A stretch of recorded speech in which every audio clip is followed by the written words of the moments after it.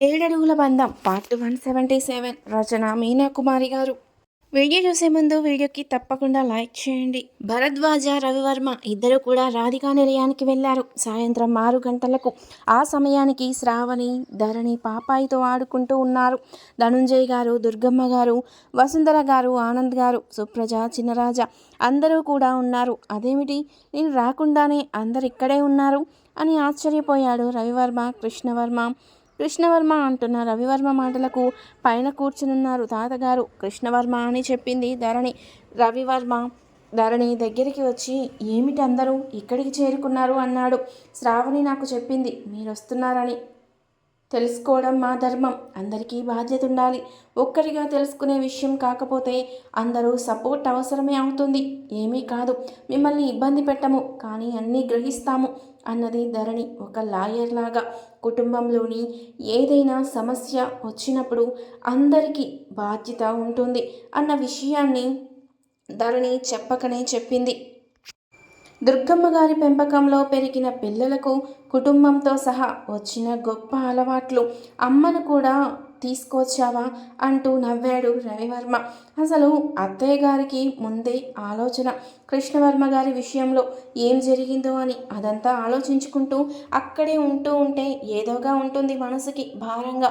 అసలు చోటికి వచ్చి కూర్చుంటే అందరం కలిసి ఉంటే విషయం తెలిస్తే ఏ బాధ ఉండదు, టెన్షన్ ఉండదు ముందు అన్నది ధరణి. పైన ఉన్నారట కృష్ణవర్మ అని రవివర్మ అంటూ పైకి వెళ్ళారు ఇద్దరు.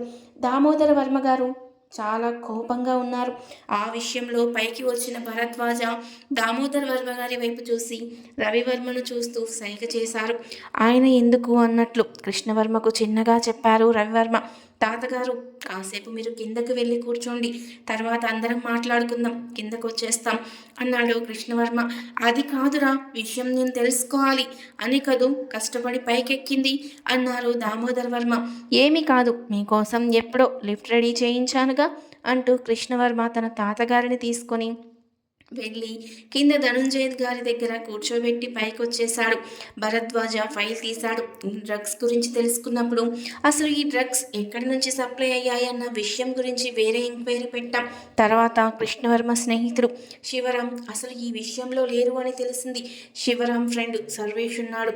హాస్పిటల్లో ట్రీట్మెంట్ పొందిన జంటను మేం పట్టుకున్నాం. వారి విషయంలో కూడా కొన్ని విషయాలు బయటపడ్డాయి.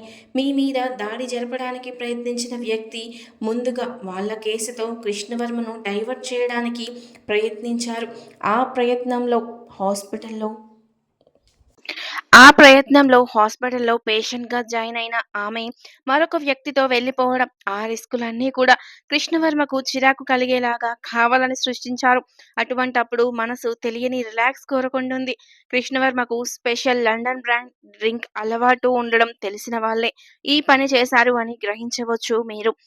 అందుకనే ఆ డ్రింక్‌లో ఆ డ్రగ్‌ని కలిపి పంపించారు. అది కూడా ఆ డ్రింక్‌లు అలా కలపడానికి డాక్టర్‌గా కొన్ని సలహాలు కూడా అవసరం. అంటే ఈ విషయం ఒక డాక్టర్‌కి తెలిసినా విషయమే అని తెలిసింది. హాస్పిటల్‌లో వస్తున్న చికాకులకు, రిస్కులకు కాస్త డ్రింక్ చేసి పడుకునేటట్లుగా పరిస్థితులను చిరాకు కలిగేటట్లుగా సృష్టించారు.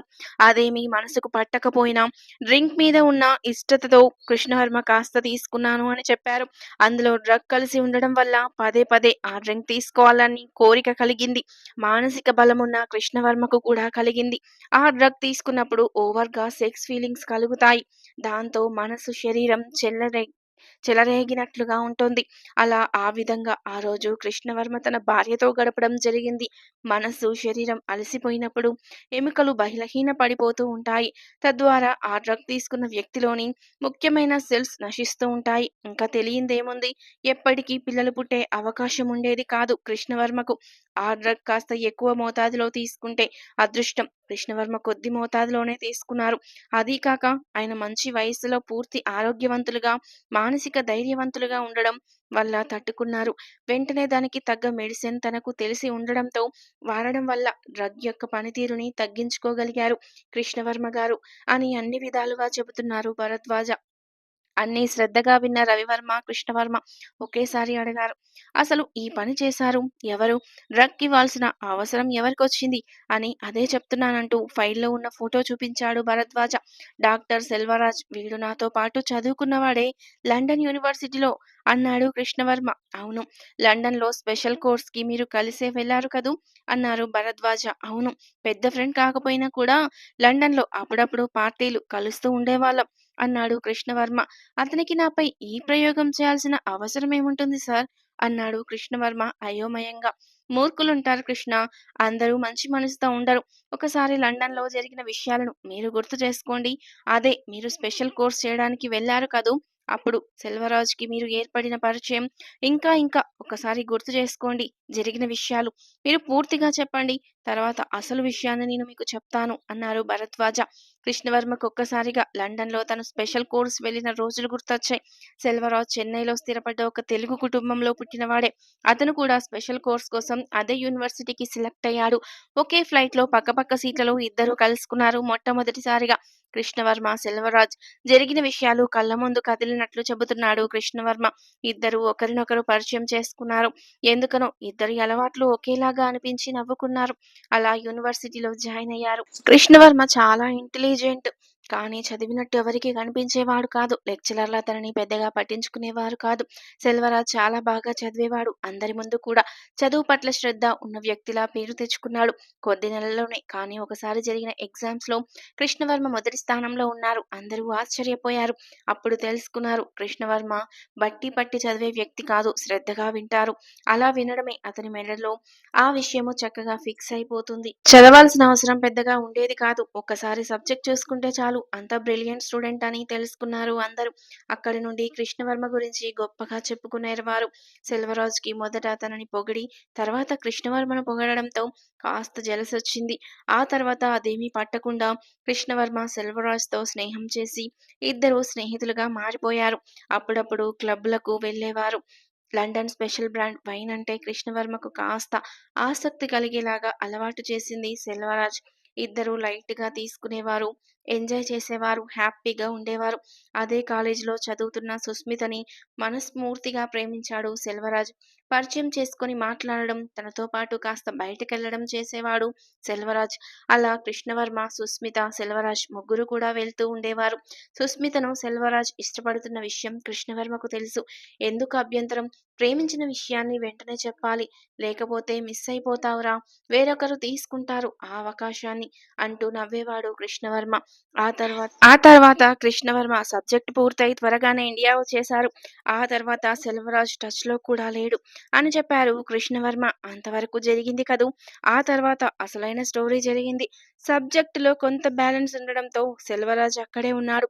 తన ప్రేమను సుస్మితకు చెప్పాడు. కానీ సుస్మిత నాకు కృష్ణవర్మ అంటే ఇష్టమంది. ప్రేమ అని చెప్పలేను. కానీ నీ మీద నాకు ఏ అభిప్రాయం లేదు. కృష్ణవర్మ నన్ను పట్టి పట్టనట్లు ఉన్నప్పుడు అతనిని ఇష్టపడినట్లు కూడా నేను చెప్పను.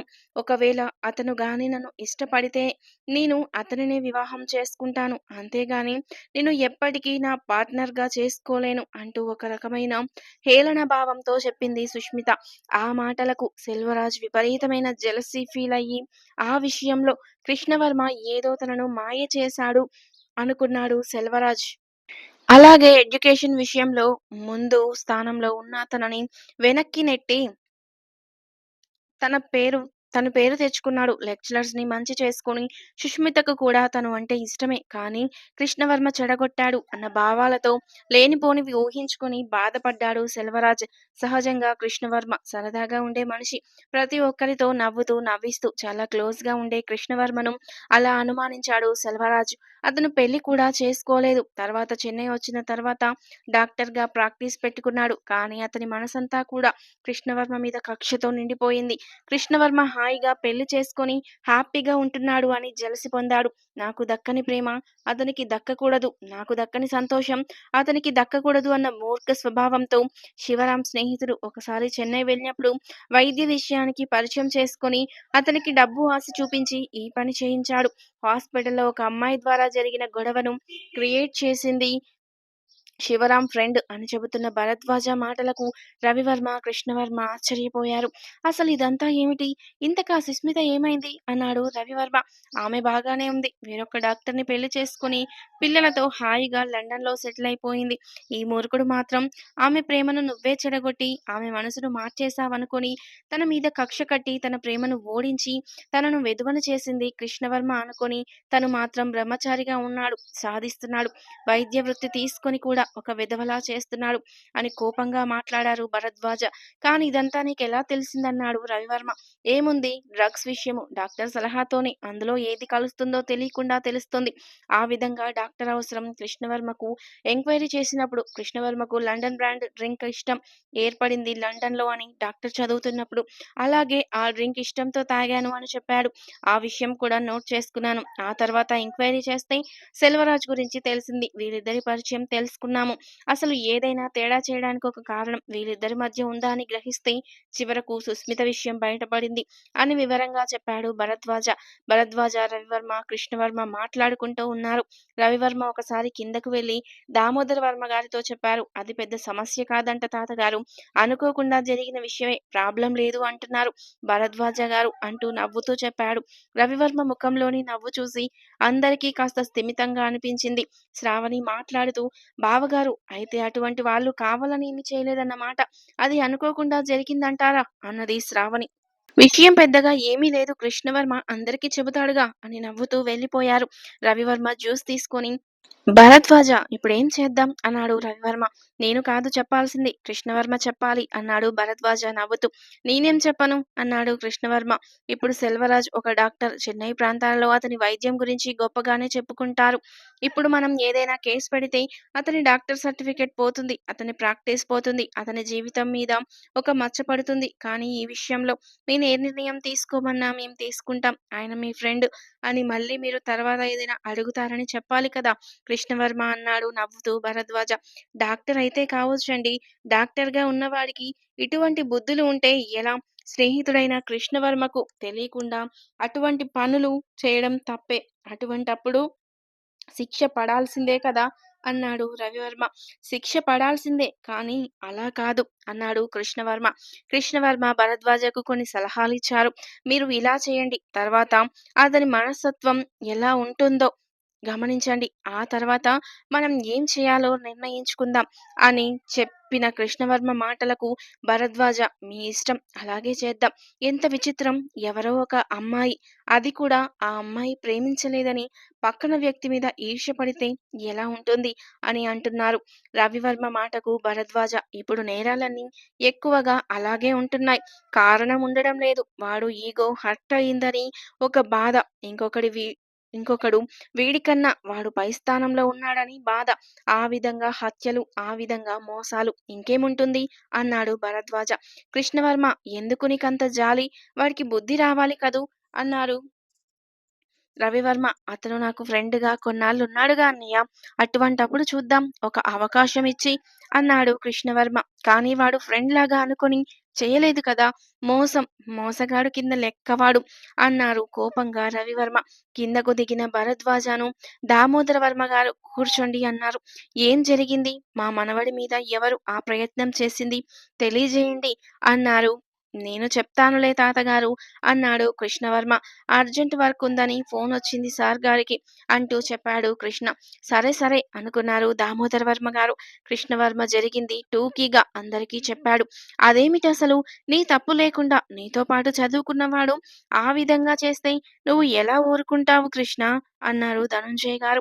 చక్కగా చెబుతున్నారు. అలాంటి వాడిని వదిలిపెట్టకూడదు. అయినా వాడు వాడిన డ్రగ్ సామాన్యమైనదా? పొరపాటున ఎక్కువ మోతాదులో తీసుకుంటే ఈనాడు కృష్ణ పరిస్థితి ఏమిటి? తెలివి కలవాడు కాబట్టి తనకు ఎఫెక్ట్ రాకుండా జాగ్రత్తలు తీసుకొని మంచి వైద్యం చేయించుకున్నాడు కాబట్టి సరిపోయింది. లేకపోతే అన్నారు దామోదర వర్మ గారు కోపంగా. కృష్ణవర్మ అందరూ మీలా మంచితనంగా ఉండరు. మీరు ఒక అవకాశం ఇవ్వాల్సిన అవసరం ఏముంది? మీరు ఎక్కువ మోతాదు తీసుకోలేదు కాబట్టి సరిపోయింది. లేకపోతే ప్రమాదమే కదా! ఈ విషయం పట్ల కోర్టులో వేయాల్సిందే. వాడి డాక్టర్ పట్టా వ్యర్థం అవ్వాలి. అయినా అటువంటి వాడు డాక్టర్‌గా ఎలా పనికి వస్తాడు? అన్నది ధరణి. వదిన, సెల్వరాజ్ గురించి ఇప్పుడే మేము ల్యాప్‌టాప్‌లో చూస్తే అతను పేషెంట్‌లను బాగానే చూస్తున్నట్లుగా ఉంది రీడింగ్. అదీ కాక ఆ ప్రాంతాలలో అలాంటి డాక్టర్ అందుబాటులో లేడు. వాడేదో పిచ్చి పని చేశాడు అని నేను కూడా నా ఒక్కడి కోసం అందరి ఉపయోగాన్ని పోగొట్టడం ధర్మమంటారా? అన్నాడు. కృష్ణవర్మ, మంచితనానికి హద్దుండాలి కృష్ణ అన్నది బాధగా దుర్గమ్మ గారు. ఏది ఏమైనా బాగా భయపెట్టిన వాడిని వదలాలి కదా అన్నారు ఆనంద్ గారు. చెప్తుంటే వినడం లేదు తమ్ముడు అన్నారు రవివర్మ గారు. అందరూ కూడా నా ఆరోగ్య విషయంలో చాలా కంగారు పడ్డారు. నాకు తెలుసు. కానీ మనం ఒక్కరి కోసం, మన ఒక్కరి మీద జరిగిన విషయం కోసం ఎంతో మంది పేషెంట్లను డాక్టర్ లేని ఇబ్బందులకు బాధ పెట్టడం అనేది సమంజసం కాదు అనుకుంటున్నాను నేను అన్నాడు కృష్ణవర్మ. మీ మంచితనం సంతకెళ్ళినట్లే ఉంది. అలాగే కదూ పీకల మీదకు తెచ్చుకున్నారు డాక్టర్‌గా ఇలాంటి మంచితనాలకు పోయి అన్నది శ్రావణి కళ్ళనీళ్లతో. వసుంధర గారు మాట్లాడుతూ, కృష్ణ చెప్పిన విషయంలో కూడా అర్థమున్నది. ఒకసారి ఫ్రెండే కాబట్టి మాట్లాడి విషయాలు తెలుసుకొని ఆ తర్వాత నిర్ణయించుకుంటే బావుంటుందిగా అన్నది ఆమె. అయ్యో అమ్మ! నీ మంచితనం, తమ్ముడి మంచితనం వల్ల జరిగేదేమీ ఉండదు. అటువంటి వారికి బుద్ధి చెప్పి తీరాలి అన్నాడు రవివర్మ. మేమంతా రవివర్మ మాటని ఇష్టపడుతున్నామన్నారు అందరూ. సరే అయితే, అన్నయ్య నేను మీతో మాట్లాడాలి ఒకసారి. లోపలికి రండి అన్నాడు కృష్ణవర్మ. రవివర్మ వైపు చూసి నవ్వుతూ, కృష్ణ, నీ మాటలు వింటే నేను కూడా లొంగిపోతాను. నన్నొదిలేయ్. అయినా ఆ రోజు నువ్వు గిచ్చినప్పటి నుంచి నాకు భయంగానే ఉంది అంటూ నవ్వారు. రవివర్మ, కృష్ణవర్మ గారు మన నవ్వుతుంటే అందరూ నవ్వారు. తర్వాత ఏం జరిగింది అనేది నెక్స్ట్ పార్ట్‌లో తెలుసుకుందాం. వీడియో నచ్చితే లైక్ చేసి సబ్స్క్రైబ్ చేసుకోండి. Thank you for watching.